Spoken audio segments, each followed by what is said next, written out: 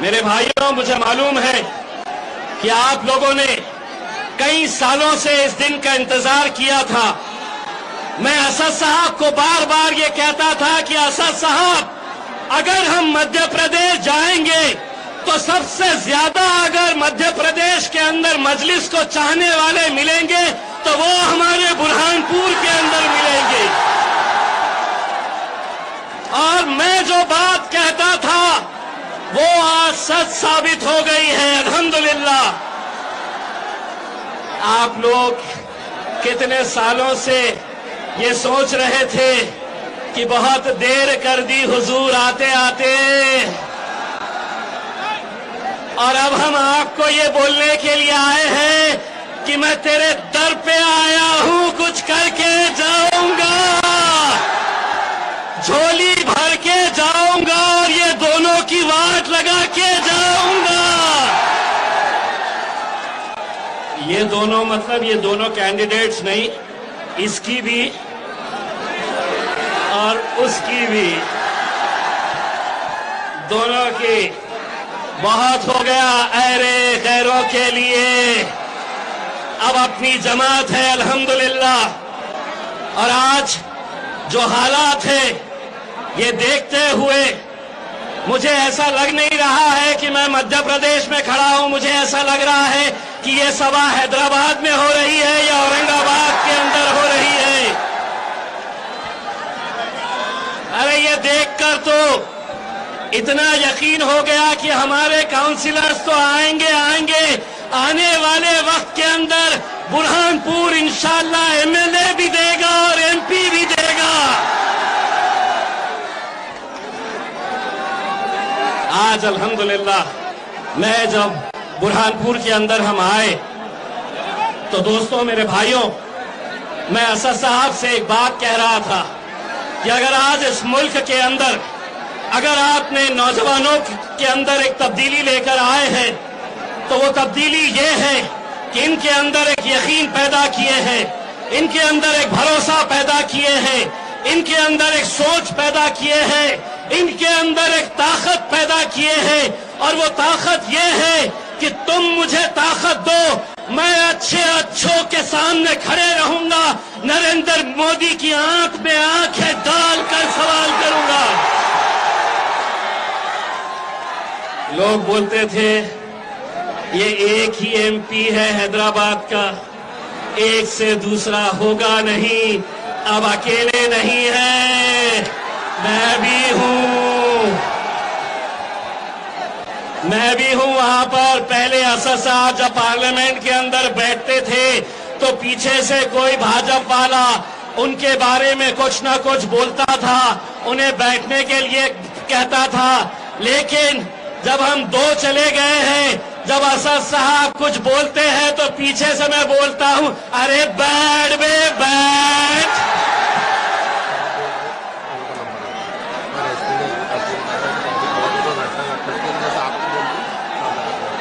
देखिए, हमें police department का भी पूरा ताउन करना है, क्योंकि पुलिस डिपार्टमेंट के ताउन से ही आज इतनी बड़ी जो महफिल सजाई गई है वो महफिल के अंदर कोई दाग धब्बा न लगे।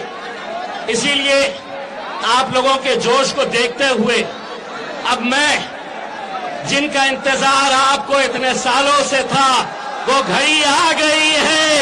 जोरदार तालियों से इस्तकबाल कीजिए हिंदुस्तान का इकलौता शेर बैरिस्टर असदुद्दीन अवैसी।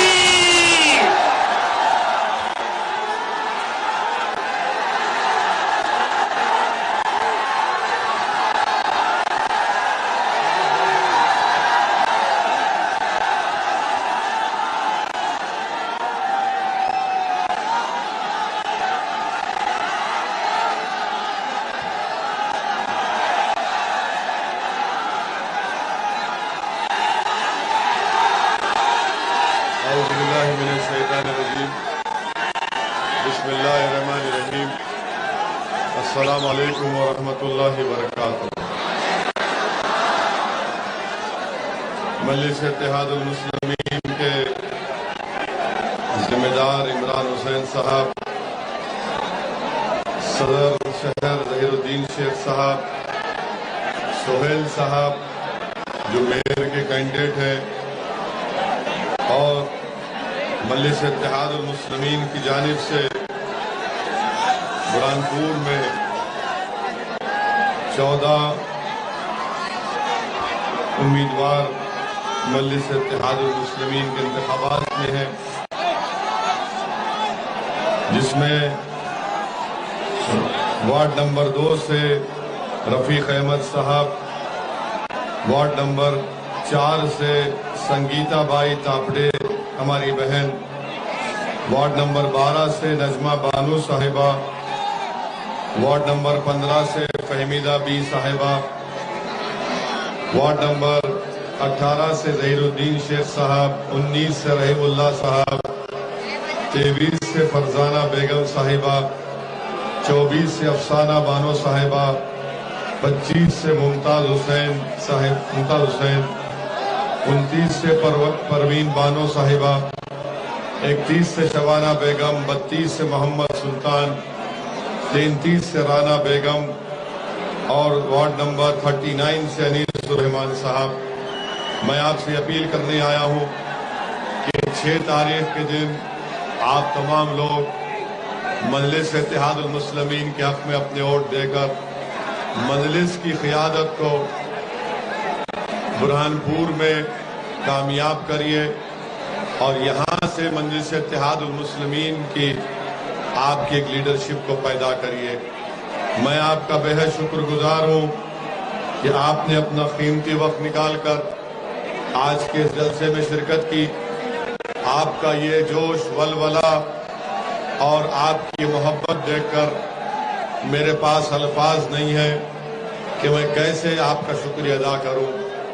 मैं सिर्फ आपसे इतना अर्ज करना चाहूंगा कि आप 6 जुलाई को इसी तरह, इसी जोश और जज्बे को बरकरार रखते हुए आप मजलिस के उम्मीदवारों को कामयाब करिए।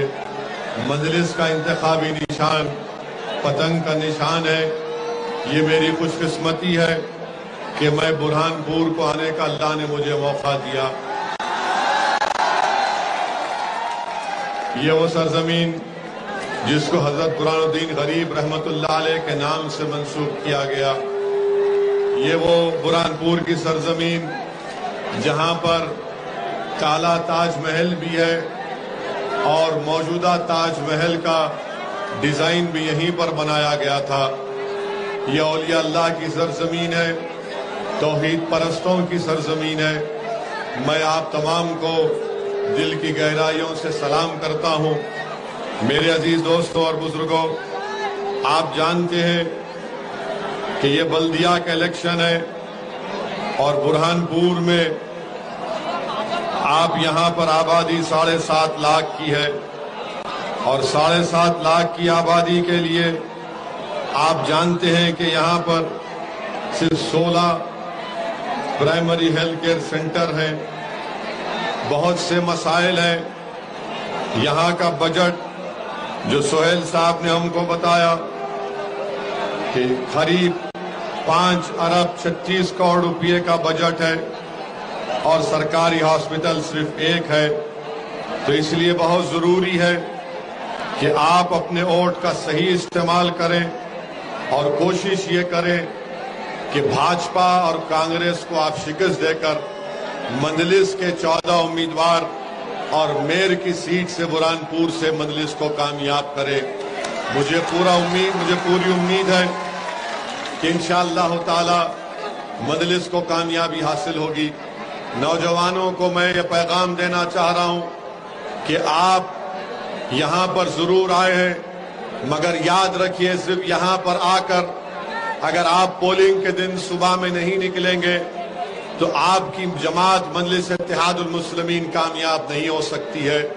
तो नौजवानों, मैं आपको एक जिम्मेदारी देकर जा रहा हूं कि 6 जुलाई के दिन आप ना सिर्फ अपना वोट डालने जाएंगे बल्कि आप अपने साथ अपने वालिद, अपनी वालदा, अपने अफराद खानदान सबको साथ लेकर आप पोलिंग बूथ को जाकर वोट डालेंगे। आप जाएंगे ना वोट डालने? आप अपने पूरे अफराद खानदान फैमिली को लेकर जाएंगे, तो ये आपकी जिम्मेदारी है। आप मंजलिस के उम्मीदवार हैं, आप मेयर के कैंडिडेट हैं, ये जिम्मेदारी आपकी है कि सुबह सुबह आप अपने घर से निकलेंगे। उस दिन आप नमाज फजर पढ़कर फौरन पोलिंग बूथ को जाएंगे, पूरा पुरअमन रखेंगे, अमन को मजबूत करेंगे और मंजलिस को कामयाबी से हमकिनार करेंगे। मेरे अजीज दोस्तों और बुजुर्गों, मैं आपको ये भी बताने आया हूं कि मध्य प्रदेश में, बल्कि बुरहानपुर में आवास योजना है, अमृत योजना है, यहां पर इतना करप्शन उसमें है कि ना आवास योजना में गरीबों को घर मिलता है और ना अमृत योजना में कोई सही काम होता है। इसलिए बहुत जरूरी है कि आप मजलिस इत्तेहादुल मुस्लिमीन के मेयर को और 14 उम्मीदवारों को कामयाब करें, ताकि गरीबों को उनका मुकाम मिल सके, ताकि गरीबों को उनका हक मिल सके। मेरे अजीज दोस्तों और बुजुर्गों, मध्य प्रदेश में भाजपा की सरकार है।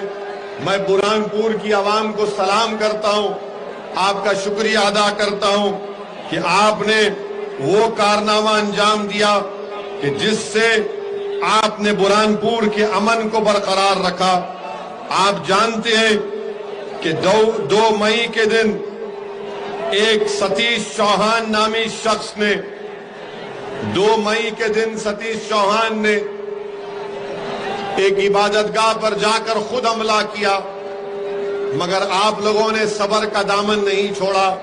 मैं आपका शुक्रिया अदा करता हूं कि आपने जो दूरंदेशी दिखाई, आपने सतीश चौहान के उस नापाक मंसूबे को नाकाम कर दिया और बुरहानपुर के अमन को आपने बरकरार रखा। मेरे नौजवान साथियों, बुजुर्गों, मेरी इज्जतदार माँ और बहनों, बुरहानपुर के अमन को मजबूत करिए। बुरहानपुर में मजलिस की ताकत में इजाफा उस वक्त होगा जब आप 6 जुलाई के दिन अपना एक वोट पतंग के निशान पर लगाएंगे। और भाजपा की सरकार है, उससे पहले कांग्रेस की सरकार थी। अब जब हम यहां पर आए हैं तो जाहिर है भाजपा और कांग्रेस के नेताओं के पेट में दर्द शुरू हो चुका है। कांग्रेस के नेताओं की रात की नींद हराम हो चुकी है। तो ये दोनों, कांग्रेस और भाजपा, याद रखिए, ये राम और श्याम की जोड़ी है। भाजपा कहती है कि ओवैसी देश से मोहब्बत नहीं करता, कांग्रेस ये कहती है कि ओवैसी सेकुलर नहीं है। तो हम ये बताना चाह रहे हैं पहले कांग्रेस पार्टी को, आप लोग थोड़ा आराम से एक 10 मिनट दीजिए मुझे, 10 मिनट सिर्फ, मैं खत्म कर दूंगा। कांग्रेस ये कहती है कि असदुद्दीन ओवैसी और मजलिस सेकुलर नहीं है। हम कांग्रेस पार्टी से पूछना चाहते हैं कि पिछले विधानसभा के चुनाव में क्या आपने कांग्रेस को वोट दिया था या भाजपा को वोट दिया था? आपने भाजपा को तो वोट नहीं दिया था ना, तो कांग्रेस सत्ता में आ गई। कांग्रेस के 20 विधायक जो मोदी के गोद में बैठकर चाय पी रहे हैं, क्या वो हमारे से पूछ कर गए थे? क्या हमने उनको बुरहानपुर की आपकी जो मशहूर मिठाई है मावा कहते हैं ना, हाँ, मावा जलेबी हमने खिलाया था क्या उनको? हम खिलाए थे क्या? उनको मोदी जी ने मलई खिलाया। आपने उनको वोट दिया, मोदी जी ने मलई खिलाया, वो भाग गए। तो कमलनाथ अपने लोगों को नहीं बोलता, कमलनाथ बोलता ओवैसी। कमलनाथ, तुम्हारे 20 विधायक भाग गए मावा जलेबी बीजेपी की खाके, और अब ओवैसी बुरहानपुर को आया है, मावा जलेबी मैं खाऊंगा आपके हाथ से। आप खिलाएंगे ना? तो कामयाबी के बाद आकर खाऊंगा मैं, वादा रहा। तो न काउंटिंग कब है? 6 तारीख को काउंटिंग 17 जुलाई को काउंटिंग है। हम 18-19 को आ जाते, आपसे मावा जलेबी खाएंगे। आपने कांग्रेस को वोट डाला तो 20 विधायक भाग गए, मोदी जी के हाथ से जलेबी खा रहे हैं। अब कमलनाथ बताओ कौन जिम्मेदार है? अच्छा, पार्लियामेंट का चुनाव आया तो पार्लियामेंट के चुनाव में आपने भाजपा को वोट दिया या कांग्रेस को वोट दिया? भाजपा को तो नहीं दिया ना। कितनों ने भाजपा को वोट नहीं दिया? हाथ उठाओ। डरो मत, डरो मत, डरना नहीं। अब हमारा अब सुन लो आप, एक कांग्रेस का एक ही जीता था। कौन जीता? कौन जीता? एक उनका कमलनाथ का बेटा जीता ना। तो कमलनाथ तुम्हारा बेटा जीत सकता है, तुम्हारे पार्टी के कैंडिडेट क्यों नहीं जीत सकते? बेटा जीता तो दूसरा नहीं जीता। तो इसका बात क्या मालूम हुई कि कमलनाथ और मोदी दोनों अकेले मिलकर भाई भाई बोल लिए एक दूसरे को। अब कमलनाथ मंजलिस का नाम लेते हैं, कांग्रेस पार्टी बोलती हो वैसी आया तो बीजेपी आ जाएगी। अरे तुम मिले हुए हो बीजेपी से, भाजपा से, और तुम मिले हुए हो इसीलिए भाजपा दोबारा सरकार में आ गई। शिवराज सिंह चौहान नहीं बन सकते थे मुख्यमंत्री, मगर कांग्रेसियों ने मोदी से सौदा कर लिया और उनको सत्ता दे दी। मैं सिर्फ बल्दिया का इलेक्शन लड़ने आया हूं, मगर आपकी मोहब्बत देखकर ऐलान कर रहा हूं कि इंशाअल्लाह ताला विधानसभा का भी चुनाव लड़ेंगे। कांग्रेस पार्टी ने कुछ नहीं किया। ये देखो, आप जरा थोड़ा खामोश रहिए। देखो कितना लोग आराम से पीछे खड़े हैं। आप जरा ठहरिए। कांग्रेस पार्टी से अब कुछ होने वाला नहीं है। कांग्रेस पार्टी अब इंशाअल्लाह ताला जल्द से जल्द बिल्कुल कमजोर होकर घर में बैठने वाली है। हमारी बात मान लो आप। अब इनसे नहीं होने वाला है। ये हो गया इन लोगों का टाइम। अब टाइम मजलिस इत्तेहादुल मुस्लिमीन का है इंशाअल्लाह ताला। इनका वक्त खत्म हो चुका है। कांग्रेस का वक्त खत्म हो चुका है। अब तुम्हारे दौर का आगाज होगा इंशाअल्लाह। अब इन नौजवानों की दौर का आगाज होगा। और आप हमारी बात याद रख लो। शायद कोई इसको गलत समझे, मगर हम में और आप में इतनी ताकत नहीं है कि आप किसी पार्टी को सत्ता में आने से रोक सकते हैं। आप में इतनी ताकत है कि आप अपने वोटों से अपने कैंडिडेट्स को कामयाब कर सकते हैं, जो जीतने के बाद आपकी आवाज बनेंगे, आपकी तकालीफ को उठाएंगे, जुल्म के खिलाफ आवाज बुलंद करेंगे, लोकतंत्र और जमहूरियत के दायरे में रहकर जमहूरियत को मजबूत करेंगे, नौजवानों की तकलीफ को समझकर जिस जगह पर उसकी आवाज को उठाना, आवाज को उठाएंगे। ये काम मजलिस इत्तेहादुल मुस्लिमीन कर रही है। अब आ जाइए भाजपा पर। तो जब भाजपा पर आते हैं तो मोदी का नाम लेना पड़ेगा।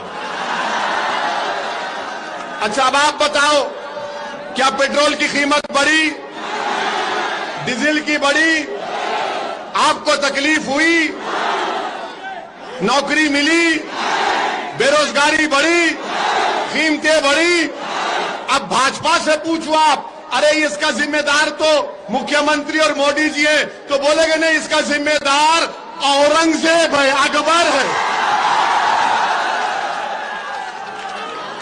ये बात नहीं बोलेंगे कि नौकरी क्यों नहीं मिल रही, ये बात नहीं बोलेंगे पेट्रोल डीजल क्यों बढ़ गया।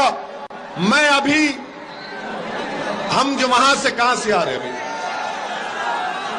हाँ खंडवा से आ रहे हैं, वहां पर मैंने कहा कि शायद ताजमहल बनाकर गलती की। ताजमहल नहीं बनाकर वो पैसे उठाकर रखते कि 2014 में मोदी जी आ रहे, आप बनाइए ताजमहल। आने नौकरी की बात। अच्छा, और एक सुनो, कल से अस्पताल में जाएंगे तो बिल बढ़ गया। जीएसटी अस्पताल पे बढ़ गया। मोदी जी आप ना जिंदा रहने दे रहे ना बीमार का इलाज होने दे रहे, बताइए क्या करेंगे आप? कपड़े कीमती हो गए। मोदी जी से पूछिए, मोदी जी कपड़े कीमती हो गए, बोले क्या कोई बात नहीं है। हाँ। तो अस्पताल की कीमतों में इजाफा, कपड़ों में इजाफा, हर चीज में इजाफा, मगर भाजपा क्या बोलती? मुगल जिम्मेदार है। अरे नौकरी दो तो बोलेंगे नहीं, बुरहानपुर का नाम बदल देंगे। ये भाजपा की पॉलिसी। और दूसरी बात आप जानते हैं, मैं भाजपा के नेता से और मध्य प्रदेश के मुख्यमंत्री से बोलना चाह रहा हूं। आपने जो धर्म तब्दीली का कानून बनाया वो संविधान के खिलाफ है, वो संविधान के खिलाफ है। इसलिए कि डिंडोरी गांव में आरिफ और साक्षी ने शादी की तो डिंडोरी के कलेक्टर ने आसिफ के घर को तोड़ दिया। आप बताओ मुख्यमंत्री, अगर कोई बालिग लड़का और लड़की है, क्या वो अपने पसंद से शादी नहीं कर सकते? अरे कोई मोहब्बत करे तो आप कबाब में हड्डी क्यों बन रहे? मोदी जी और पृथ्वीराज जी, आपने गाना नहीं सुना, जब प्यार किया तो डरना क्या? अरे आप प्यार करने वालों के खिलाफ क्यों हैं? आप भी करो प्यार, जनता से करो, गरीब से करो, जो गरीब पिट रहा है, पिस रहा है भारत में। इसकी फिक्र नहीं है मोदी जी को और यहां के मुख्यमंत्री को। आप जानते हैं मेरे अजीज दोस्तों कि मध्य प्रदेश में पहली जमात से 5वीं जमात तक, क्लास 1 से क्लास 5 तक 58,817 बच्चे पढ़ते हैं। 12वीं जमात में आते आते 38,000 हो जाते हैं। तो मालूम हुआ कि 80% मुसलमानों के बच्चे मध्य प्रदेश में 10वीं जमात मुकम्मल नहीं करते।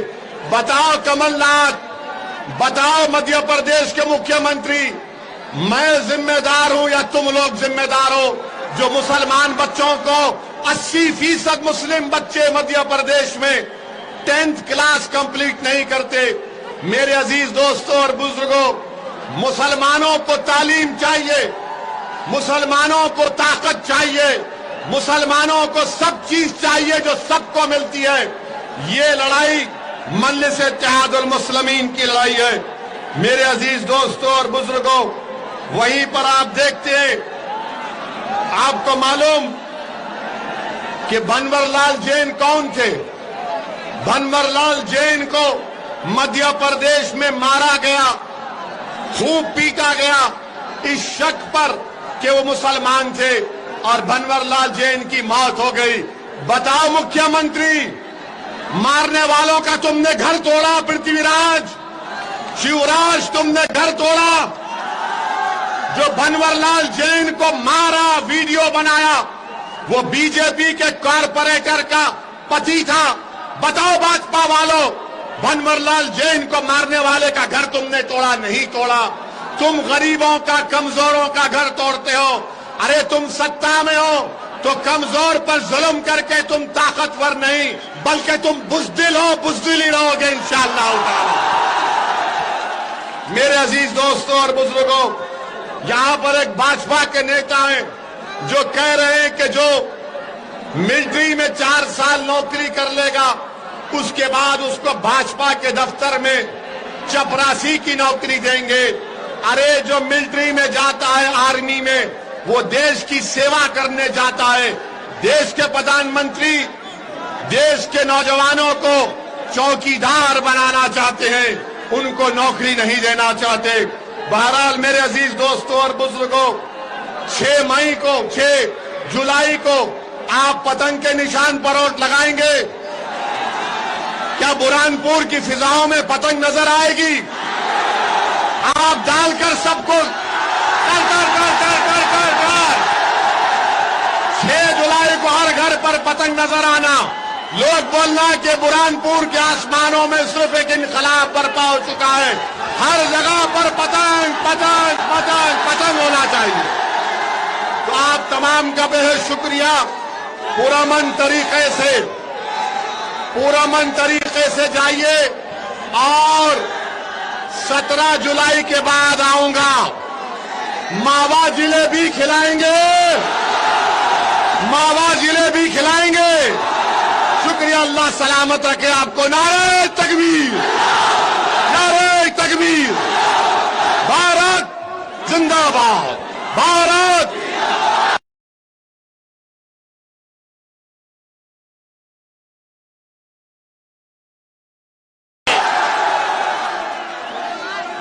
मेरे भाइयों, मुझे मालूम है कि आप लोगों ने कई सालों से इस दिन का इंतजार किया था।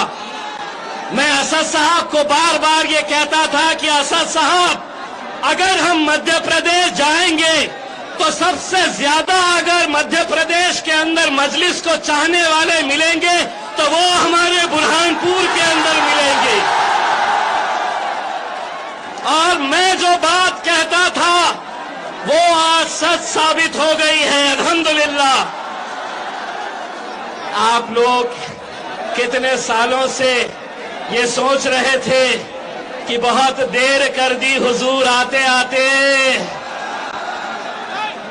और अब हम आपको ये बोलने के लिए आए हैं कि मैं तेरे दर पे आया हूं, कुछ करके जाऊंगा, झोली भर के जाऊंगा और ये दोनों की वाट लगा के जाऊंगा। ये दोनों मतलब ये दोनों कैंडिडेट्स नहीं, इसकी भी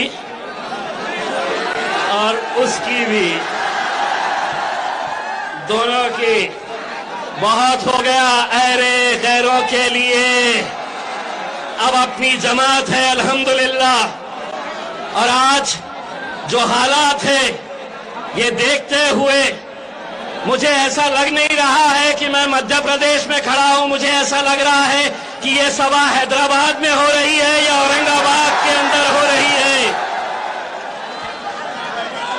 अरे ये देखकर तो इतना यकीन हो गया कि हमारे काउंसिलर्स तो आएंगे आएंगे, आने वाले वक्त के अंदर बुरहानपुर इंशाअल्लाह एमएलए भी देगा और एमपी भी देगा।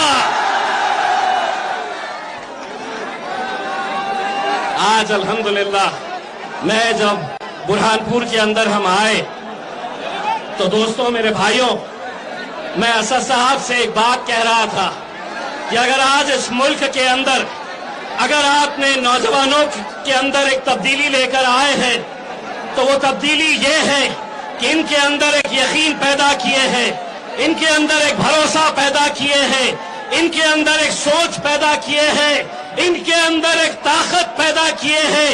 और वो ताकत ये है कि तुम मुझे ताकत दो, मैं अच्छों के सामने खड़े रहूंगा, नरेंद्र मोदी की आंख में आंखें डालकर सवाल करूंगा। लोग बोलते थे ये एक ही एमपी है हैदराबाद का, एक से दूसरा होगा नहीं, अब अकेले नहीं है, मैं भी हूं वहां पर। पहले असद साहब जब पार्लियामेंट के अंदर बैठते थे तो पीछे से कोई भाजपा वाला उनके बारे में कुछ ना कुछ बोलता था, उन्हें बैठने के लिए कहता था। लेकिन जब हम दो चले गए हैं, जब असद साहब कुछ बोलते हैं तो पीछे से मैं बोलता हूं, अरे बैठ बे बैठ।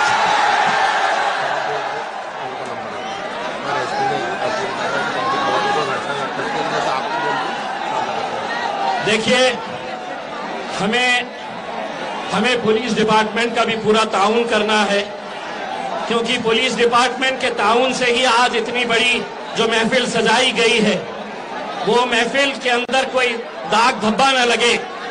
इसीलिए आप लोगों के जोश को देखते हुए अब मैं जिनका इंतजार आपको इतने सालों से था वो घड़ी आ गई है। जोरदार तालियों से इस्तकबाल कीजिए हिंदुस्तान का इकलौता शेर बैरिस्टर असदुद्दीन।